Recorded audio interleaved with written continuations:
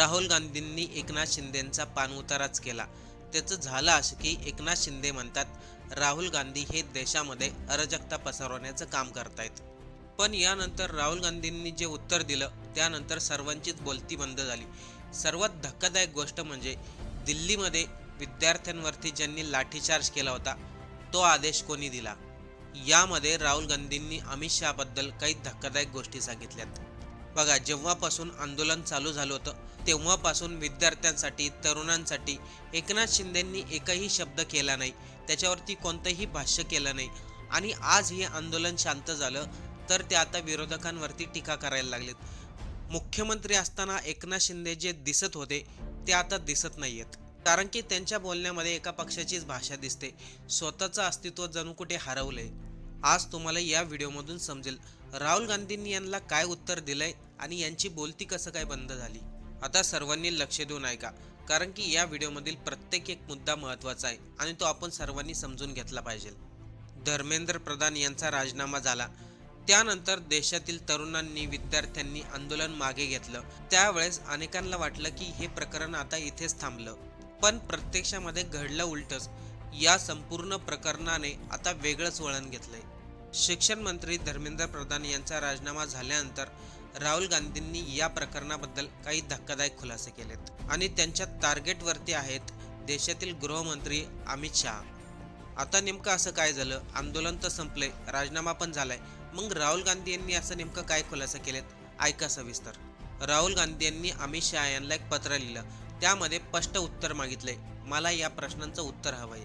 बघा, 20 जुलैला दिल्लीमध्ये जो मोर्चा निघाला होता त्यामध्ये पोलिसांनी लाठीचार्जच केला नव्हता, अश्रुधुराच्या नळकंड्या सोडल्या होत्या, याशिवाय पॅलेट गनचा देखील वापर करण्यात आला होता. या कारणावरूनच राहुल गांधी प्रचंड संतापले. त्यांनी 2 मुख्य प्रश्न उपस्थित केलेत. राहुल गांधींचं म्हणणं होतं अमित शहा हे गृहमंत्री, त्यांच्या आदेशानुसार दिल्ली पोलीस काम करतात, मग विद्यार्थ्यांवरती प्राणघातक पॅलेट गनचा वापर करण्याचा अधिकार कोणी दिला? आदेश कोणी दिला? काय दिल्ली पोलीस स्वतःच्या मर्जीने हे निर्णय घेतील का? ज्यांनी कोणी आदेश दिला त्यांना मी शोधून काढणार आणि सोडणार नाही, कारण की त्यांनी देशातील विद्यार्थ्यांवरती पॅलेट गनचा वापर केलाय. दुसरा त्यांचा मुद्दा होता आंदोलनामध्ये विद्यार्थ्यांवरती जी लाठीचार्ज केली ते लाठीचार्ज करणारे साध्या कपड्यामध्ये होते, ते पोलीसही नव्हते आणि विशेष कोणत्या डिपार्टमेंटचेही नव्हते. मग ते पोलीस कर्मचारी होते की स्वयंसेवक होते? राहुल गांधींचे हे 2 मुद्दे आता लोकसभेच्या अधिवेशनामध्ये गाजणार आहेत. पण सर्वात महत्त्वाचं त्यांनी यामधून काय सांगितलं? त्यांनी आपल्या पत्रामध्ये लिहिलंय, या आंदोलनामध्ये पोलिसांनी जो लाठीचार्ज केला त्यामध्ये कितीतरी विद्यार्थी जखमी झालेत. मुलींबरोबर घाणेरड्या पद्धतीने पोलिसांची वागणुकीचे व्हिडिओ देखील समोर आलेत. याचबरोबर 2 पत्रकारांना पोलिसांमार्फतच दुखापत झाली. पोलिसांनी केलेल्या पॅलेट गनचा वापर, अश्रुधुराच्या नळकंड्या, लाठीचार्ज यामुळे एका 19 वर्षीय मुलाच्या डोळ्यामध्ये गंभीर जखम झाली. कदाचित त्याला आता दिसणारही नाही. यावरती राहुल गांधी म्हणतात त्याच्या शरीरावरती ज्या जखमा झाल्यात त्या जखमा पॅलेट गन वापरल्यानंतर येतात. मग ही गन त्या ठिकाणी आलीच कसं काय? पोलिसांना ती गन चालवण्याची परवानगी दिली कोणी? आता हा पुढचा मुद्दा आहे का, खूप महत्त्वाचा आहे. आंदोलन संपलं, सगळं काही शांत झालं, राजीनामा झाला, लोकांना वाटतं आता हे प्रकरण शांत झालं. पण या आंदोलनामध्ये ज्या चुका केंद्र सरकारने केल्या त्याच्यावरती पडदा टाकता येणार नाही. सोशल मीडियावरती आपण अनेक व्हिडिओ बघा ना, पोलीस कशा प्रकारे मुलींबरोबर वागत होते. दगडाने भरलेले ट्रक आंदोलनाच्या ठिकाणी अगोदरच आणून ठेवले गेले होते. काही पोलीस कर्मचारी असे होते ना त्यांच्यावरती बॅच होता ना त्यांचं नाव होतं, ते कोणत्या डिपार्टमेंटचे होते हे कोणाला माहिती नाही. म्हणजे एक प्रकारे त्या ठिकाणी या लोकांनी गुंड आणून ठेवले होते असं राहुल गांधींनी आरोप केलाय. त्यामुळे राहुल गांधी म्हणतात मी कोणालाही सोडणार नाही. ज्या पोलिसांनी मारहाण केली आणि जे सिव्हिल ड्रेसमध्ये होते त्या सर्वांना शोधून काढणार. ते नेमकं कुठले होते, कोणत्या संघाचे होते, कोणत्या डिपार्टमेंटचे होते हे समजायला पाहिजे. नाहीतर लोक या गोष्टी विसरून जातात आणि पुढे निघून जातात. म्हणजे मेन मुद्दा तसाच राहतो. लाठीचार्ज कोणी करायला लावला? मुलींबरोबर अशा प्रकारची वागणूक दिल्ली पोलिसांनी केलीच कसं काय?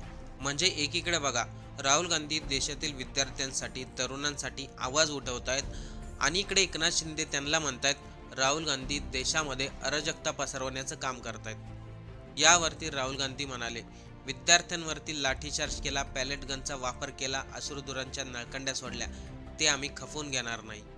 या प्रश्नांचं उत्तर मोदी सरकारला देणं गरजेचंच आहे. आजपासून लोकसभेचं अधिवेशन चालू होतंय पुन्हा आणि या अधिवेशनामध्ये राहुल गांधी या प्रश्नाचं उत्तर मागणार आहे. पण सर्वात दुर्दैवी गोष्ट काय आहे माहिती का? लोकसभेच्या अधिवेशनामध्ये जेव्हा राहुल गांधी बोलायला उभं राहतात, तेव्हा त्यांचा माईक बंद केला जातो किंवा त्यांना बोलण्याची संधीच दिली जात नाही.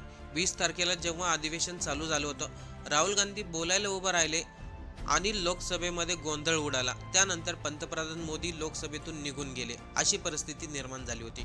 म्हणजे लोकसभेमध्ये आपल्याला जे प्रश्न मांडायचे ते प्रश्नच मांडून देत नाहीये.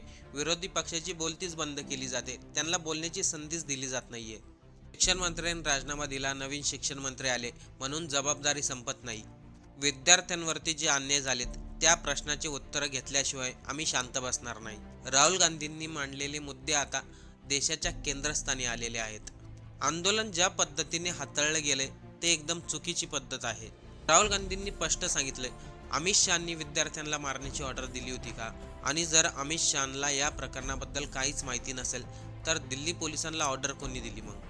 आता देशामध्ये परिस्थिती अशी निर्माण झाली आहे, कालपर्यंत राहुल गांधींना IT सेलवाले जे पप्पू म्हणून हिनवत होते ते आता शांत बसलेत.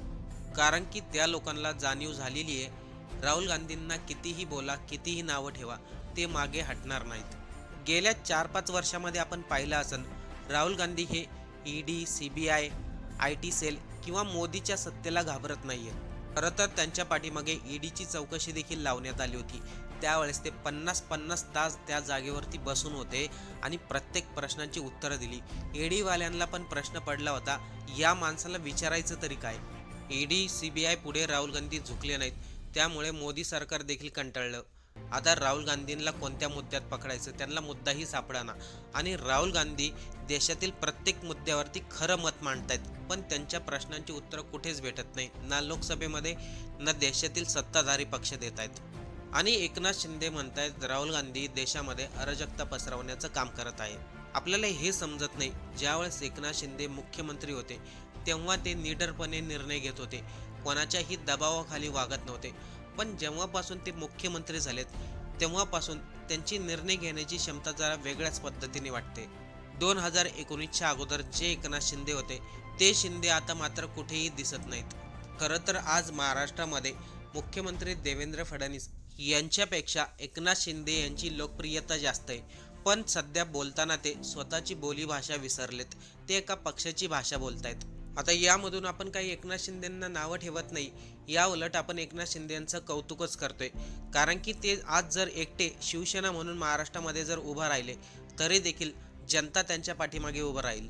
तर ते एका पक्षाच्या दबावाखाली राहुल गांधींना बोलतायत, तर त्यांनी राहुल गांधींच्या प्रश्नांची उत्तरं द्यायला हवी. एकनाथ शिंदेंनी सांगावं, दिल्लीमध्ये लाठीचार्ज केला, पोलिसांना ऑर्डर कोणी दिली? पोलिसांनी जी लाठी वापरली त्याच्यामध्ये खिळे कोणी लावले होते?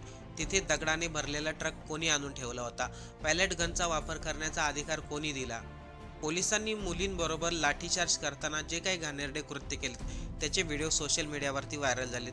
ते उत्तरं देण्याऐवजी एकनाथ शिंदे म्हणतात राहुल गांधी देशामध्ये अराजकता पसरवण्याचं काम करत आहे.